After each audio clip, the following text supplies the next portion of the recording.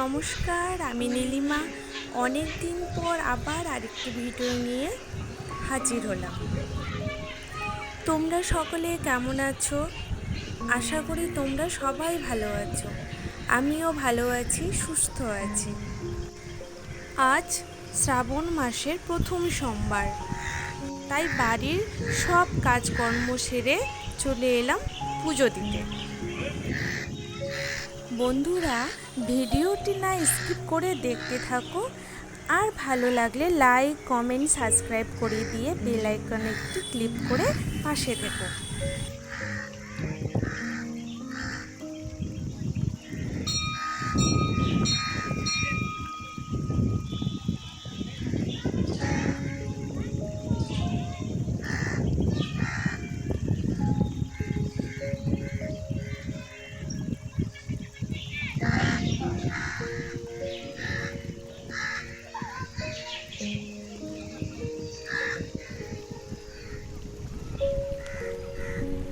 পুজো দেওয়া কমপ্লিট হয়ে গেল। এখন নদীর ধারে একটু ঘুরতে এলাম। কি সুন্দর মনোরম পরিবেশ, এত সুন্দর হাওয়া বইছে, মন প্রাণ সব জুড়িয়ে যাচ্ছে। কিন্তু এত সুন্দর হাওয়া বইছে না, ওই সাইডে ওই পারে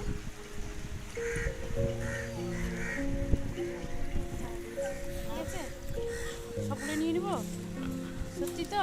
পরে কাঁদবি না আবার? না, যদি কাঁদিস দাও, তোর চকলেটটাও দিবি আমাকে? দিবি? আমি না ব্যাগটা নিয়ে আসিনি, টাকা আমার কাছেও নেই, আমি দিয়ে যাব। ঠিক আছে, শিব পূজার জন্য তো দিয়ে যাব।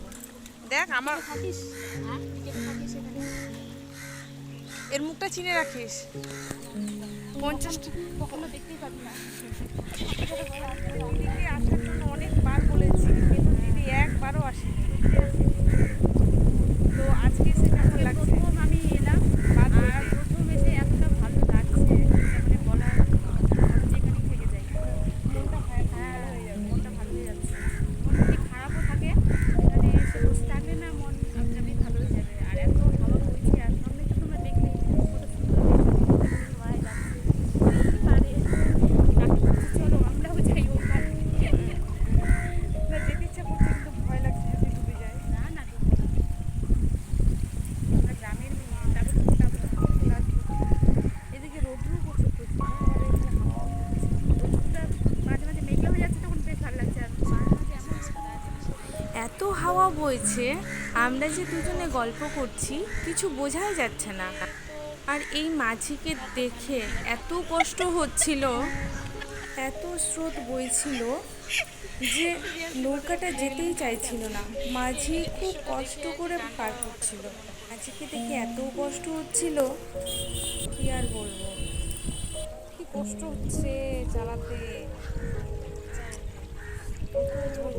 কি করছো এই মাথায় তো আছে এদিকে হাওয়া তো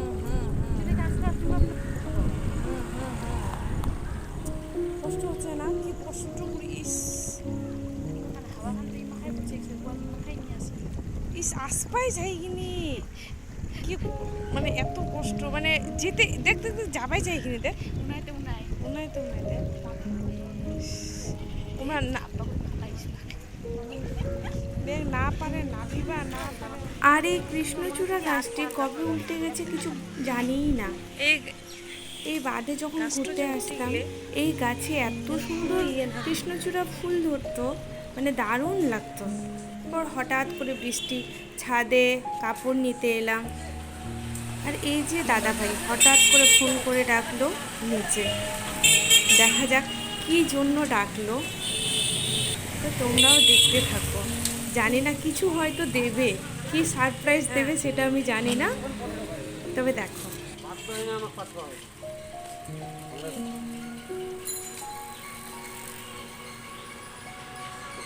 মিষ্টি পান নতুন যেহেতু মোবাইল হ্যাঁ